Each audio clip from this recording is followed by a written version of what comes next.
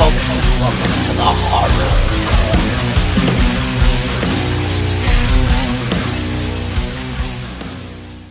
Just tell us what happened. I don't want you to get hurt. But I do. Good evening, folks, and welcome to the Horror Corner. I'm your host, Sean Patrick Erschen. This week we are doing another movie review. This is Fear in the Night, released in 1972 from Hammer Films, produced, co-written, and directed by Jimmy Sangster, yes, longtime Hammer horror veteran. And you might get fooled by that cover, thinking it's like a slasher movie, but that's not what this movie is at all. I'd say it's much more of a psychological horror film from Hammer. And it's great to see Hammer doing films like, set in the modern times instead of the old Gothic, Renaissance era, period pieces. Here, this is very much, in modern times. At least in the 1970s, anyway. So the film stars Judy Geeson, Ralph Bates, Joan Collins, and the late great Peter Cushing. Yes, Hammer horror legend and icon of horror, Peter Cushing. And he is just great in this film. And I guess they only had about 3 days to work with him. So they use him sparingly, but you give Peter Cushing any screen time and he's going to kill it, and he absolutely does here. As the headmaster of the boarding school. So what happens in the film is we meet Peggy Heller and her husband Robert Heller, played by Ralph Bates in the film. And he's a school teacher. And when we meet Peggy, we find out she has some psychological issues. She's seeing a therapist. And in that opening scene, we see her speaking with the therapist.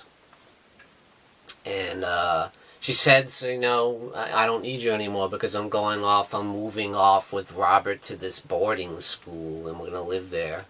And I guess Robert is supposed to work there, along with the headmaster of the school, Michael Carmichael, played by Peter Cushing, and his wife, Molly, played by Joan Collins. So it's great to see Joan Collins in a Hammer film. She did some Amicus films as well, so she certainly has her horror credibility. And she does a great job in this film.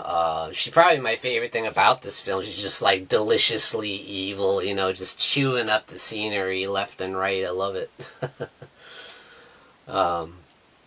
So what happens with Judy once they move to the boarding school? She starts getting attacked in the middle of the night by this mysterious gloved killer, grabbing her, strangling her, and he's got a prosthetic arm, and I couldn't help but think of The Fugitive with Harrison Ford. That seems like, he's got a mechanical arm, you find this man.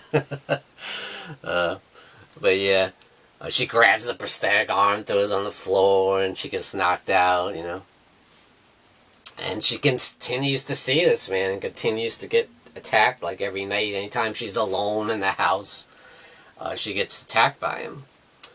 Funny thing is, she never gets hurt, She never gets any marks on her or anything. And of course, Robert starts to, get suspicious, starting to think, is it in her head, because she's got some mental issues. She's seeing a therapist, So he starts to think she's just making it up, And he starts being very kind of insensitive towards her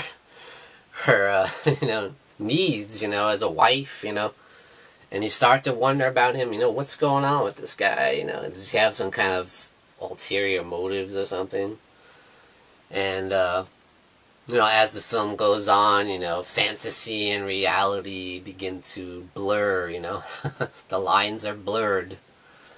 And once we meet Michael Carmichael, played by Peter Cushing in the film, And you see, he's kind of quirky as well. He's kind of weird, this strange old man who's running this school, but never seems to be anybody around, never seems to be any students around, but you hear, like, the voices of him talking to the children in the hall and in the break room.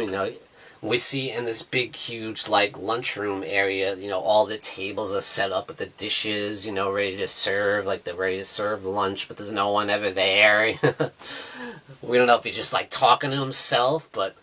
So apparently Peggy hears the voices as well, but when she goes to open the door of the classroom, there's no one there.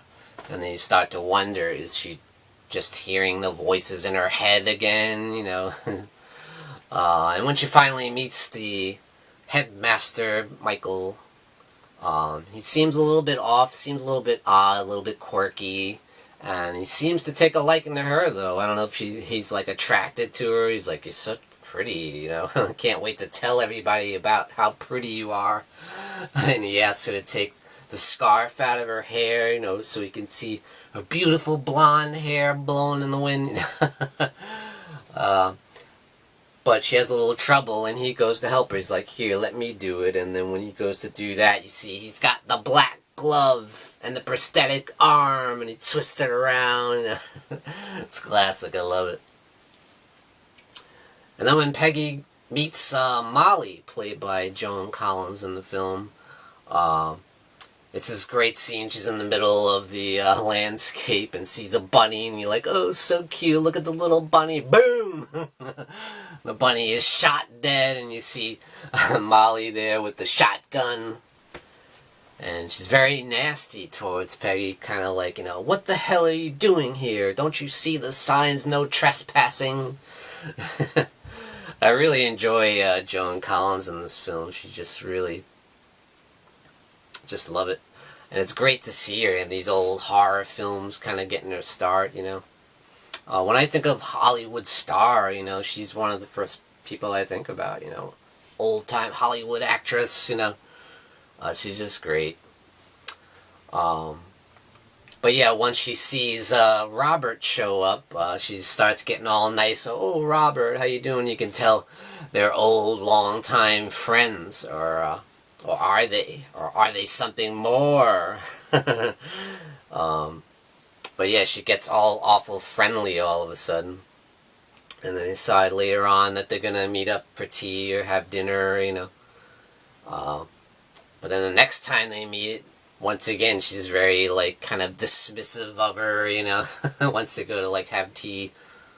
And she's like, basically, like, what the hell are you doing here? You should go back to where you belong, Not in so many words, but kind of subtly saying that, So once it is revealed that Michael is the one that's been attacking Peggy all this time, Robert says to her, why don't you just grab the shotgun in the car, and next time he shows up, be waiting there ready to blast him, And that's exactly what happens, He shows up once again, and she's ready this time with the shotgun. The funny thing is, once he goes to speak or kind of do something to explain himself, bam, she just blasts him immediately. She doesn't give him a second to talk or anything. It's like, wow. But that is not the end, because the plot thickens, and all is not what it seems, of course, in these mystery, psychological horror films, If you've seen any kind of Alfred Hitchcock film, all is not always what it seems. There is a sense of mystery in the air, and that's what's great about this film. Not a classic Hammer film by any means, but it's definitely a solid film worth taking a look at. So definitely check out Fear in the Night. I do recommend it. I give it 2 devil horns up. Like I said, worth checking out. Just for Peter Cushing alone, just for the cast. It is kind of a low-budget film. I think all the money was probably spent just on the cast, and those are the only people you really see in the film. There's not this big, production. It's just kind of the main cast together. You don't see a whole lot of extras in the background or anything, so it is kind of a low-budget film, but there aren't any, like, hokey or cheesy effects or anything. You're just kind of relying on the main cast and their talent and their great actors together, you know. That's what's great about it. It's just a solid little, you know, suspense mystery film. And it's worth checking out, so definitely grab Fear in the Night from 1972 from Hammer Film Productions. And thank you for joining me, Sean Patrick Erschen, in the Horror Corner. Tune in and stay scared.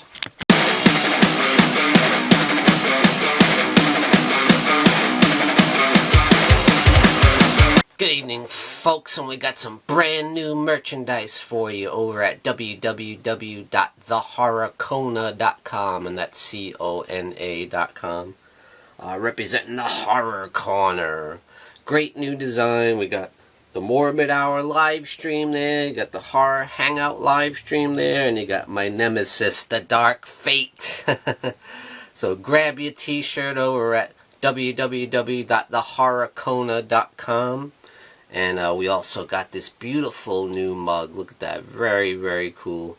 Thought that came out really nice. So grab your merchandise today over at www.thehorrorcona.com.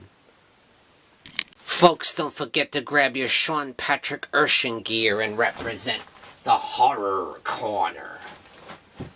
Also check out these awesome mugs we have. Perfect for your coffee. And definitely check out the Horror Hangout live stream t-shirt and represent the legacy of the Horror Hangout. Check out the link in the description below this video.